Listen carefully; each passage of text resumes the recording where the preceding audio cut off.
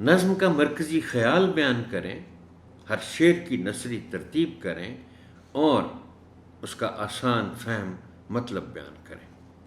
بہتر تفہیم کے لیے درج ذیل اہم نکات نوٹ کریں۔ مرکزی خیال تو اس نظم کا بہت واضح ہے، اور چونکہ اس نظم کا جو عنوان ہے وہ صرف ایک لفظ پر مشتمل ہے، اور وہی اس کا مرکزی خیال ہے، یعنی محنت۔ بچوں کو بتائیں کہ محنت کے ذریعے دنیا کو کیسے رام کیا جا سکتا ہے۔ دیکھیے، جب کوئی محنت کرتا ہے، آپ یہ بچوں کو بتائیے گا یہ بات، کہ جب کوئی محنت کرتا ہے تو اسے کامیابی بھی ملتی ہے، اور نہ صرف کامیابی ملتی ہے بلکہ اس کا جو سماجی حلقہ ہے محنت کرنے والے شخص کا، وہ اس کی تعریفیں کرنا شروع کر دیتا ہے۔ پھر ایک وقت آتا ہے کہ اسے مثال کے طور پر پیش کیا جاتا ہے، لوگ اس کی باتیں کرتے ہیں،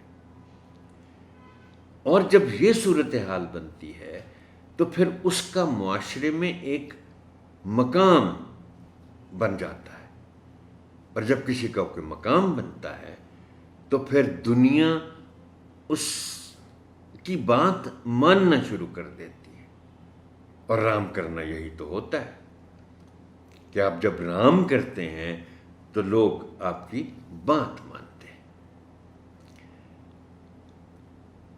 محنت سے مل رہے ہیں ہر قوم کو خزانے، اس کی تشریح کریں۔ سیدھی سی بات ہے، جو قوم، دیکھیں، میں محترم ٹیچر، آپ بچوں کو ضرور بتائیے گا کہ آپ اگر کبھی گوگل پہ جائیں، بچوں کو کہیں آپ کہ گوگل پہ جائیں اور یہ اس میں سرچ کریں کہ دنیا کی سب سے زیادہ محنتی قوم کون سی ہے، ان کو جواب مل جائے گا، شاید وہاں ایک رینکنگ بھی آ جائے، اور پھر یہاں سے آپ بچوں کے لیے یہ نتیجہ اخذ کریں گے کہ ظاہر بات ہے جو قوم دنیا میں سب سے زیادہ محنتی ہوگی وہ امیر بھی ہوگی، اور اس کو خزانے ملیں گے۔ سو اس کا تعلق یعنی دولت کا، خزانوں کا بھی محنت کے ساتھ ہے۔ بتائیں کہ محنت نے دستکاریوں میں کیسے جان ڈالی ہے۔ دیکھیے، یہ جو لوگ بناتے ہیں، اسکلپچر بناتے ہیں،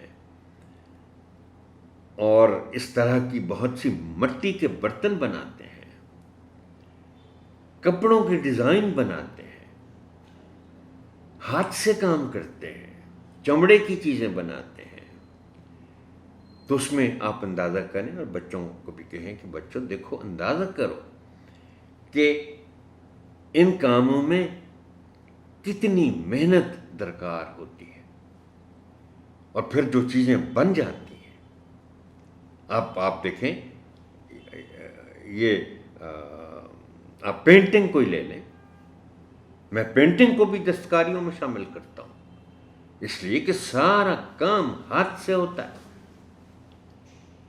اور یہ جو مصرع ہے نا کہ دستکاریوں میں کیسے جان ڈالی ہے، اس کا سب دستکاریوں میں ڈالی ہے جان اس نے، محنت نے۔ میں آپ کو ایک مثال دیتا ہوں اس کی، اور آپ بچوں کو ضرور بتائیے گا۔ دیکھیے، کسی مصور نے ایک تصویر بنائی، اور پتہ نہیں کتنی محنت سے بنائی، ہاتھ سے بنائی۔ آپ اس تصویر کو جب دیکھتے ہیں تو آپ بعض اوقات تبصرہ بھی کرتے ہیں کہ یار یہ دیکھو، یہ ایسی تصویر ہے، ایسا لگتا ہے جیسے بول رہی ہے۔